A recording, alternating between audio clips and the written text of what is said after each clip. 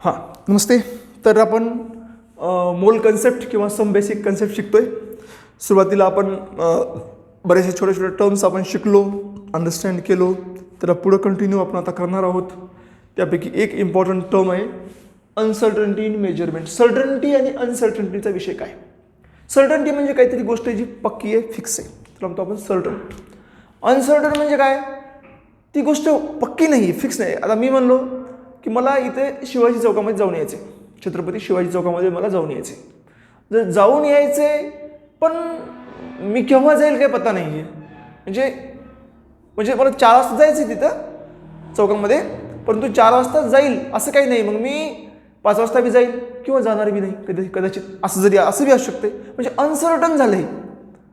पण मला तिथे जायचंच आहे. माझी एक्झाम आहे, समजा माझी एक्झाम आहे. एक्झाम असेल तर आपण जनरली खूप क्रिटिकल कंडिशनमध्ये आजारी वगैरे आहेत तरच एक्झाम आपण खूप म्हणजे काहीतरी खूपच मोठं काहीतरी झालं तर आपण एक्झाम काय करतो, मिस करतो. तर एक्झाम मिस करतो का? नाही करत. म्हणजे त्या गोष्टी काय येतात, त्या गोष्टी सर्टन आहेत. सर्टन आहेत म्हणजे फिक्स आहेत, ते होऊ शकतात, होण्याचे चान्सेस जास्तीत जास्त आहेत. अनसर्टन म्हणजे काय? काहीतरी थोडं बहुत तरी चूक आहे. थोडं बहुत म्हणजे मी म्हणलो 5ला पोहोचतो आणि 5 वाजून 5 मिनिटाला पोहोचलो. मी म्हणलो 5ला पोहोचतो आणि पोहोचलो 5ला 5 मिनिटं कमी असताना किंवा समथिंग, म्हणजे शार्प नाही आहे, मागं पुढं होईल. That is called as uncertain.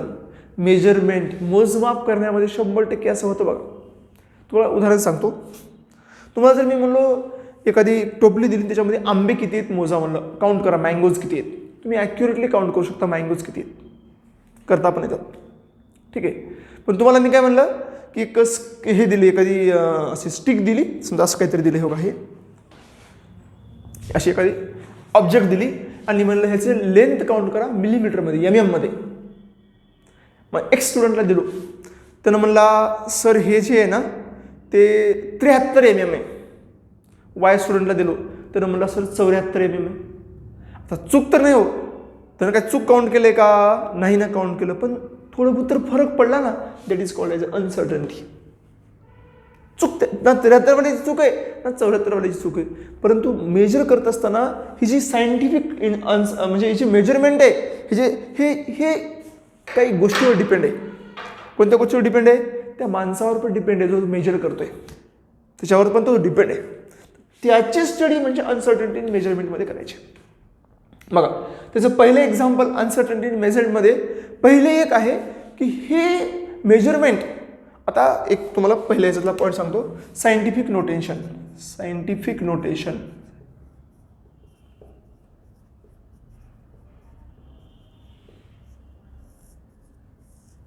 Scientific म्हणजे कसं?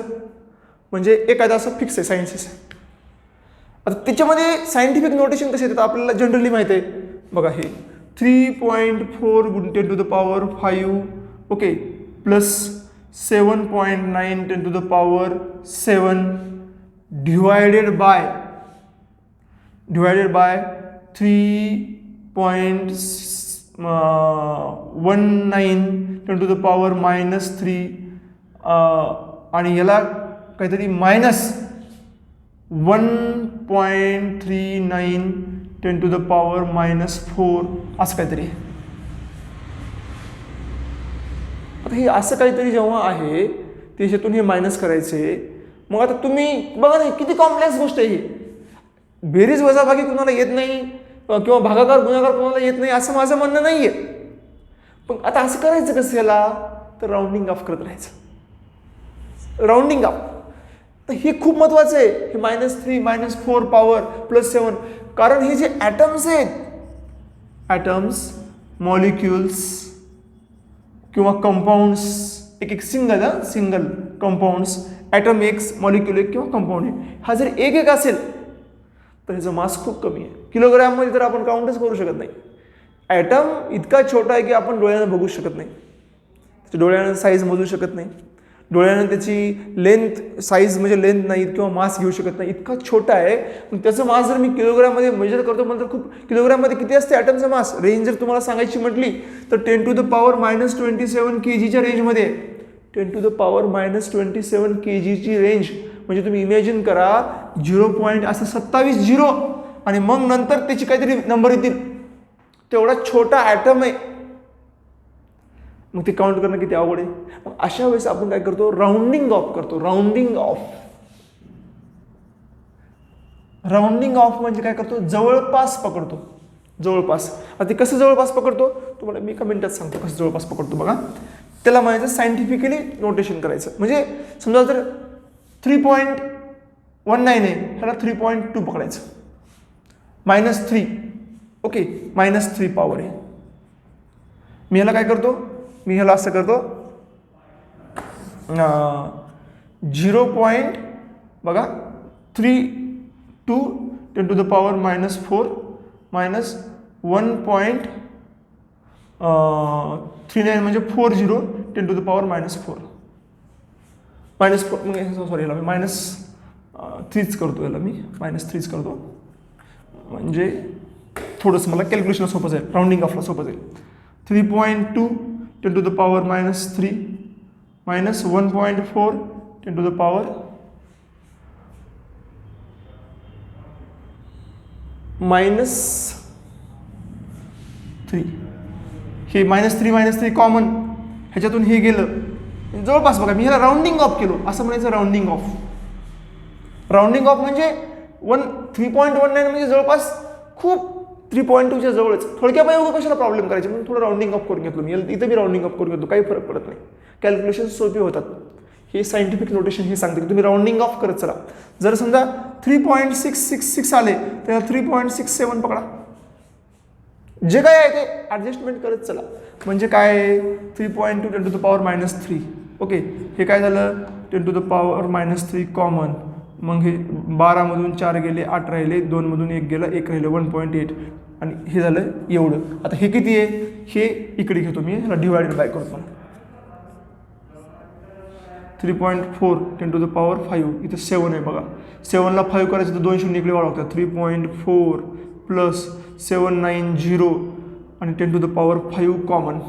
तुमच्या लक्षामध्ये येते का हे 5 हे 2 वाढून मी 5च केला आणि हे 5 आणि हे 5 इथं कॉमन काढलोय मी. वाटलंच तर तुम्हाला लक्षात येत नसेल म्हणून तर मी असं बी करू शकतो. आता तर आलं तुमच्या लक्षामध्ये बघा. हे काय झालं,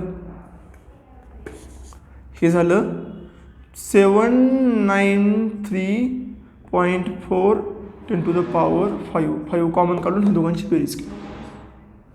divided by 1.8 10 to the power -3 वर येऊन +3 त्यांची बेरीज 10 to the power 8 okay. 7 divided by 1.8 म्हणजे 18.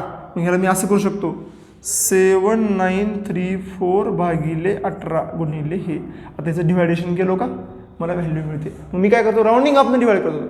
18 1 18 18 2 36 18 3 54 18 4 72 18 5 90 मोठं होते. 18 4 72 4 किती उरले 79 मधून 72 गेले 7 उरले झाले 73. पुन्हा 18 4 72 सॉरी पॉईंट नाही आहे चुकून घेतला मी पॉईंट, सवय झाली ती पॉईंट घ्यायची ओके.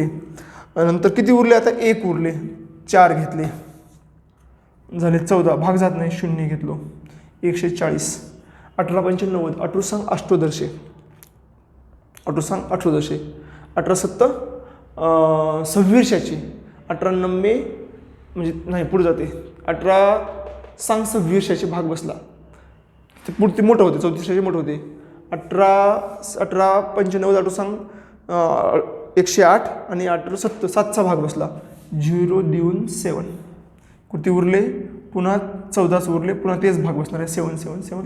आता ह्याला लई 7 वाढायला लागले तर ह्याला काय करायचं 7 8 करून टाकून द्यायचं 10 to the power 8 झालं हे कॅल्क्युलेशन्स. असं राऊंडिंग ऑफ सायंटिफिक नोटेशन काय म्हणतात ही जे प्लस मायनस नोटेशन कारण ह्याचं खूप आपल्याला यूज होणार आहे अशा स्किलचा. तुम्हाला स्किलची राऊंडिंग ऑफ तुम्हाला सांगतो. मला जर म्हणलं की 432 असं काहीतरी आहे डिवायडेड बाय 6 पॉईंट समजा असं काहीतरी म्हणलं मला 1.66 आहे बाबा 1.66 काहीतरी 7 ह्यानं भागा म्हणलं. मला सांगा 1.66 भागणं किती अवघड आहे. पण माझ्याकडे एक आयडिया आहे 10 भागिले 6ची व्हॅल्यू किती येते बघा 1.66 येते 10 भागिले. मग मी तर असं करण्याच्या ऐवजी मी काय करतो 432 भागिले 10 भागिले 6 हे 6 वर जाऊन गुणिले 432 गुणिले 6 भागिले 10 10 भागणं म्हणजे लई सोपं. आता गुणाकारामध्ये कन्वर्ट केले की सोपं. तुम्हाला पुन्हा लक्षात घ्या, अशा ज्या ट्रिक्स आहेत ना त्या तुम्हाला मॅथमॅटिक्समध्ये खूप स्ट्रॉंग बनवणार आहेत. म्हणजे फिजिक्सचा पण फायदा आहे आणि केमिस्ट्रीमध्ये आपला एक फिजिकल केमिस्ट्रीचा टोटल पार्ट आहे तो पण फायदा आहे. दोन्हीमध्ये मी इथं मस्त एकदम मजेशीर काम होऊ शकते. मग आता मी काय करतो, हे तर करतो, याच्याशिवाय मी अजून आर एक आहे. आर ही 0.0821 ही आरची व्हॅल्यू आहे, जूल पर केल्विन पर मोल. सॉरी, जूल नाही आहे, ही व्हॅल्यू आहे लिटर ॲटमॉस्फिअर. ही पुन्हा यूज होते आणि लई आवड होते. मी हा 1/12 केला. 1/12 असे लिहायचं, म्हणजे ते वजन गुणा करत होते आणि एकदम सोपं काम होत होते. डिवाइड करायचं असतं किंवा मल्टिप्लाय बी करत असताना अवघड असतं, त्याला 1/12 करायचं, डिवाइड होऊन बसते. म्हणजे अशा ज्या गोष्टी येतात त्या खूप महत्त्वाच्या आहेत. राऊंडिंग ऑफ आपण शिकलं पाहिजे, ही केमिस्ट्री सांगते. ह्याला म्हणतो आपण राऊंडिंग ऑफ टेक्निक्स. जसं आता हे एक सायंटिफिक नोटेशन आहे, तसं अजून एक राऊंडिंग ऑफ आहे किंवा अनसर्टनिटीमध्ये अजून एक महत्त्वाचा पॉईंट आहे, तो मी तुम्हाला लगेच सांगतो याच्यानंतर.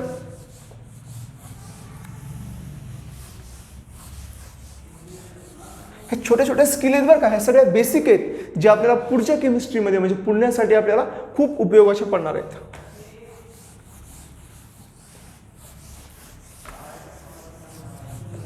बघा, पुढच्या स्किलमध्ये किंवा पुढच्या जर पॉईंटमध्ये तुम्हाला बघायचं म्हटलं तर तुम्ही काय बघू शकता, ॲक्युरेसी आणि प्रिसिजन. ह्याच्या अनसर्टनिटीमध्येच हे थोडंसं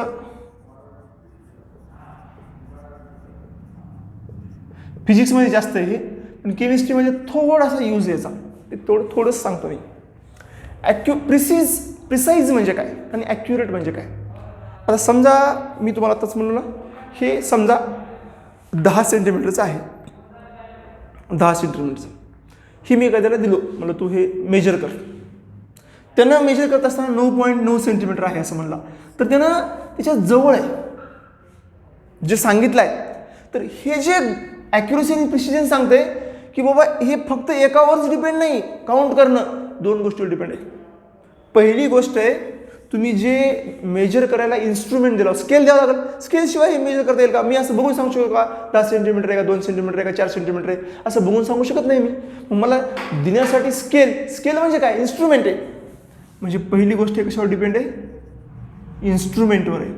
आणि दुसरी गोष्ट आहे, तो जो काउंट करणारा माणूस आहे त्याची स्किल म्हणजे किती ॲक्युरेटली स्किलफुल माणूस पाहिजे. आपण म्हणतो बघा स्किल्ड पर्सन्स. नरेंद्र मोदी ते पंतप्रधान आपले नेहमी म्हणतात बघा, स्किल पाहिजे. स्किल म्हणजे स्किल्ड व्हा, ITI करा, असं जॉब ओरिएंटेड स्किल करा. उगाच नुसतं शिकून भरकटू नका. Like the same way skill पाहिजे तुमच्याकडे. मग स्किल म्हणजे skill of that measuring man. Okay, skill of man, माणसाची स्किल, ह्या 2 गोष्टीवर डिपेंड आहे, ॲक्युरेसी आणि प्रिसिजन. आता ॲक्युरेसी म्हणजे काय, ॲक्युरेसी म्हणजे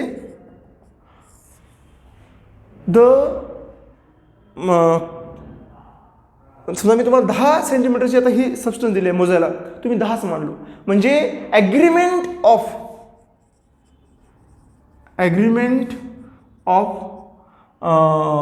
ऑब्झर्व्ड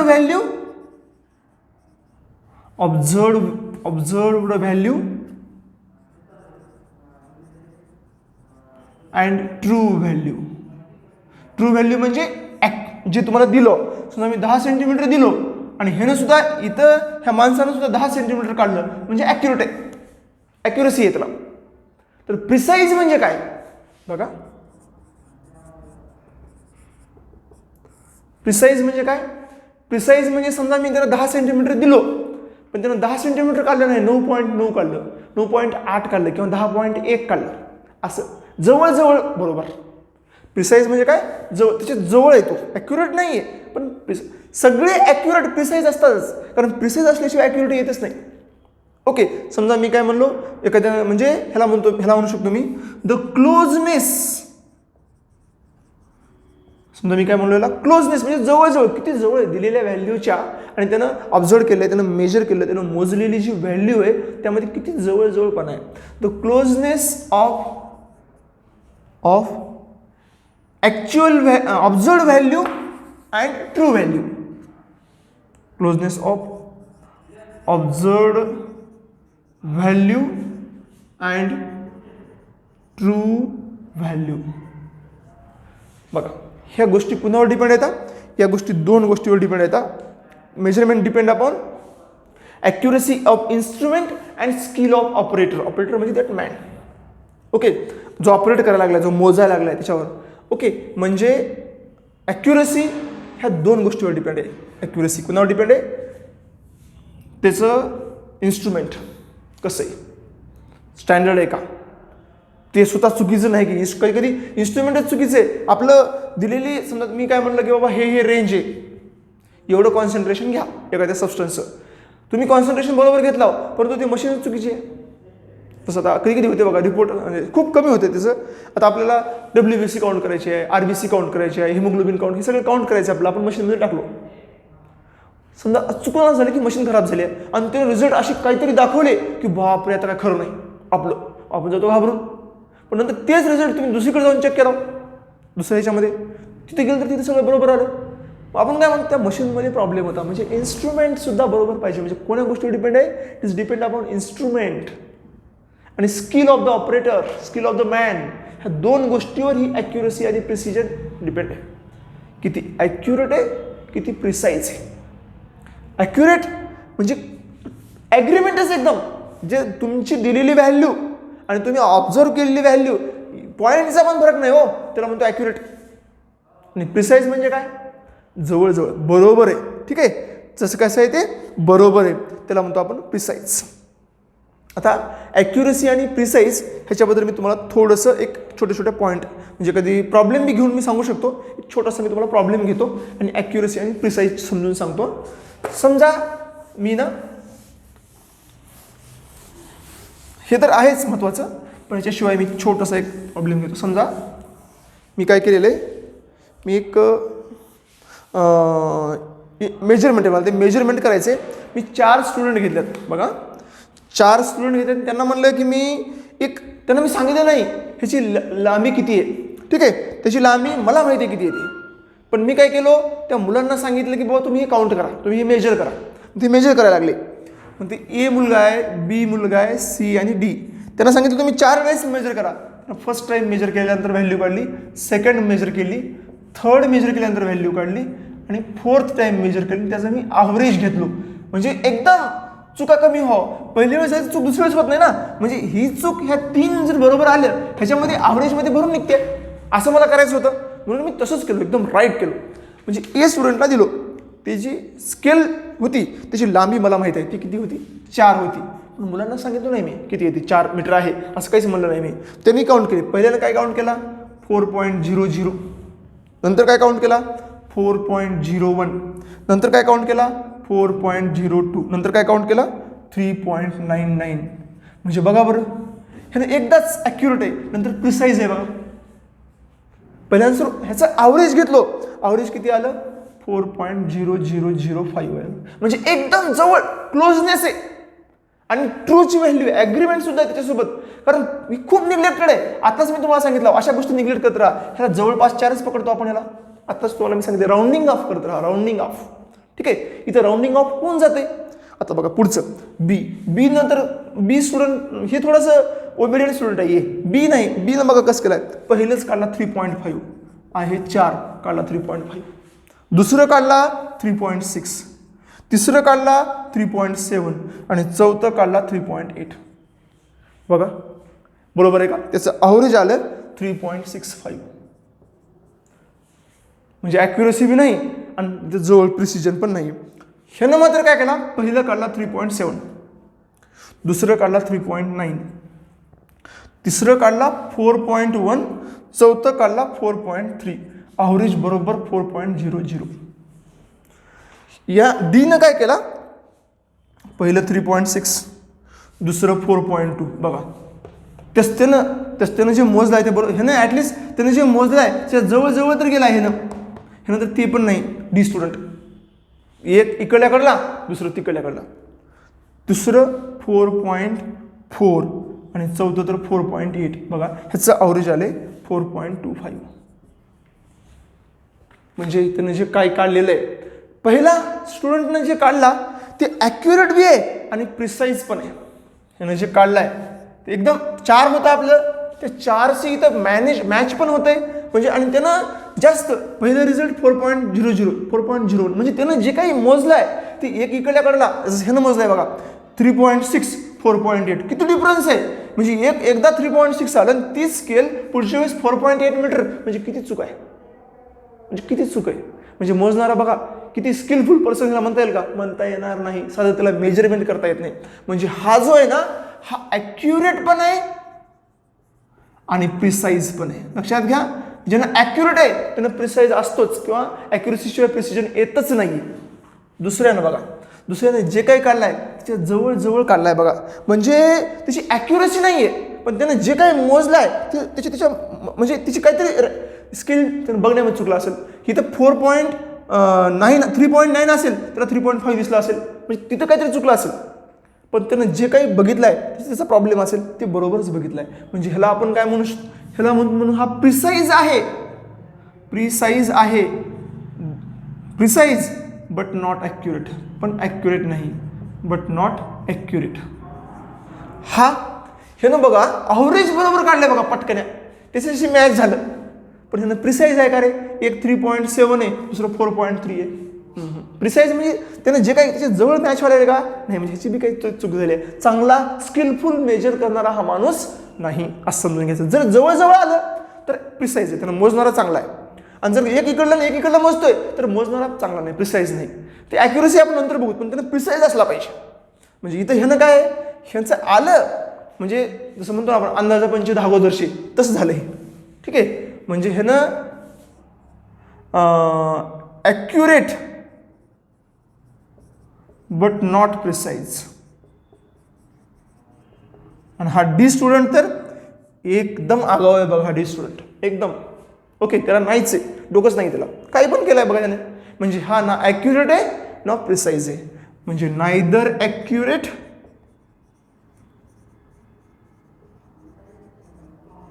nor precise. What is this? This is accuracy and precision that we just learn. आता तुमच्या लक्षामध्ये आले असं मला वाटते. काय काय केले मी थोडक्यात सांगतो. सायंटिफिक नोटेशन, त्यामध्ये राऊंडिंग अप करायला शिका ते सांगितलेलं आहे. दुसरं ॲक्युरेसी आणि प्रिसिजनमध्ये काय सांगितलेलं आहे, हे ॲक्युरेट घ्या, हे प्रिसाईज घ्या. कसं घ्यायचं ते तुम्हाला सांगितलेलं आहे. Okay, bye.